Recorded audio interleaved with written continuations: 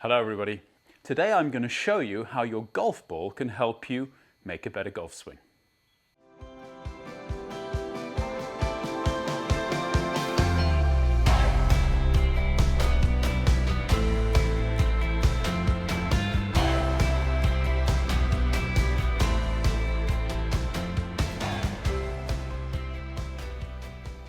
So how can the ball flight tell you what you're doing wrong in your golf swing?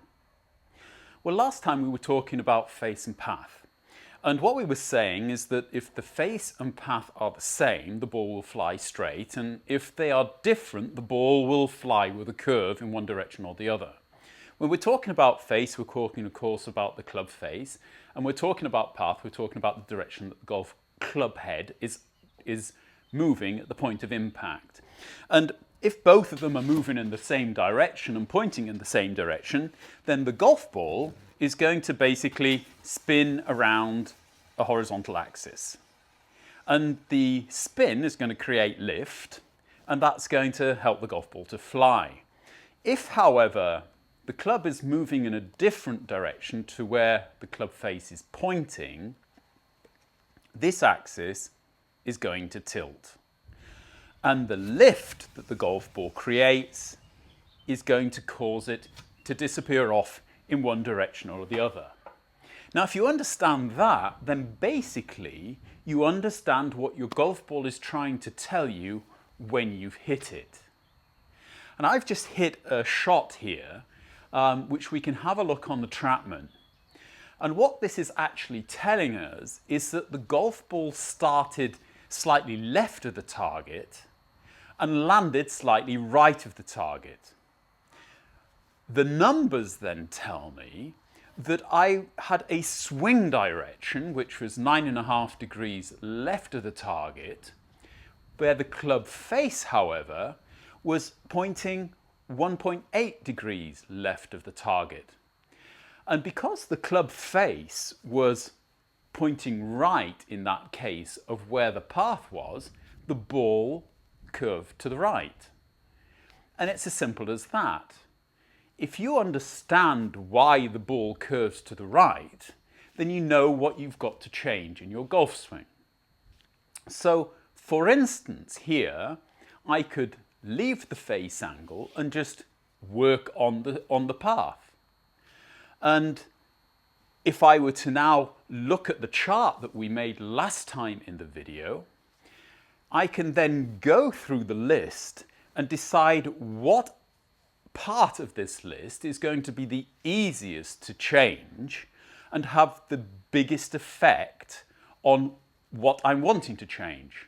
So if I decide here I want to change the path and look down my list, the things with the biggest effect on the path were the early extension, the tilt and bow in my body, and the lead wrist bend. So I can basically think about how would I change that and what would be easiest for me to change. So I wouldn't necessarily ever teach somebody to do an early extension, but if you've been working hard in your golf swing to get rid of your early extension and you're on the golf course and the golf ball is not doing what you want it to do, by allowing your lower body to move out, you will flatten the plane. And if you flatten the plane, you'll change it and you'll get a different ball flight. So you can see straight away that now I've gone to 5 degrees from in to out, and my face angle is open to 2.4 degrees.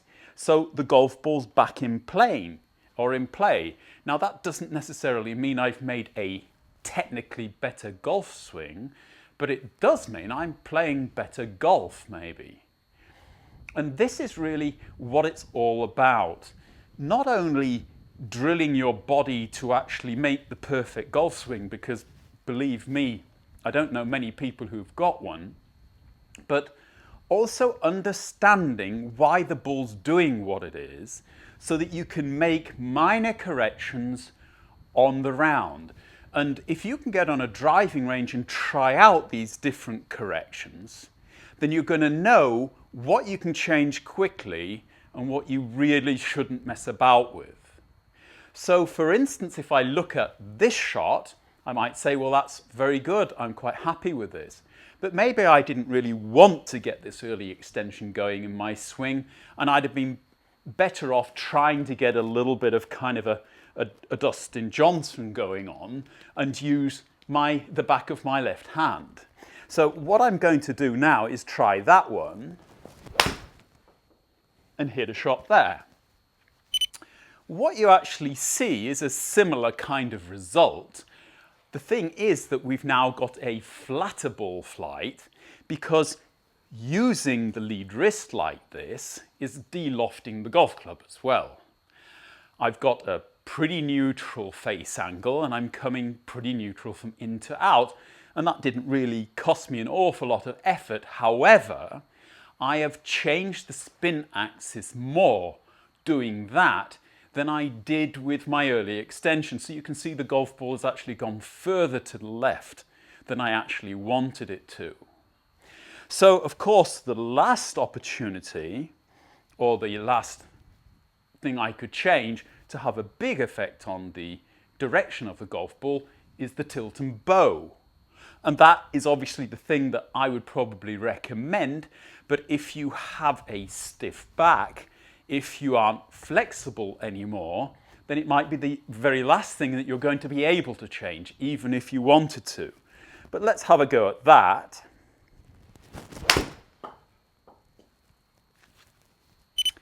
And giving it the tilt and bow has actually given me, personally, obviously, the best shot.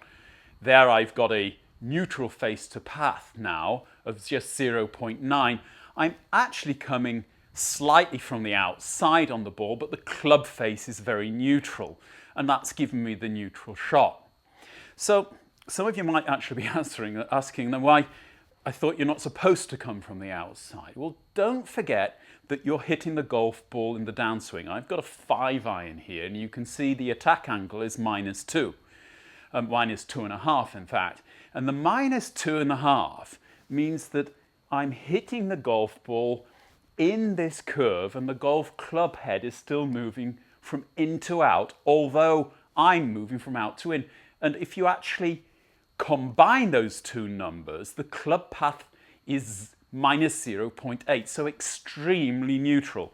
So the combination of me swinging slightly across it with 3.3 degrees and the club hitting the ball in the downswing actually even one another out, and you have a very neutral impact on the golf ball.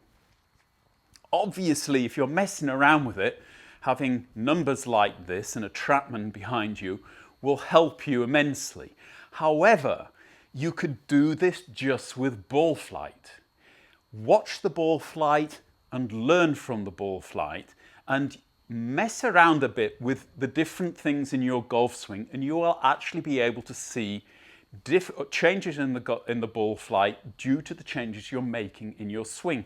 And even if they're subjective changes. So if it was coming from the other side and I thought, well, really I've got to get my hips turning, then I could turn my hips a little bit more aggressively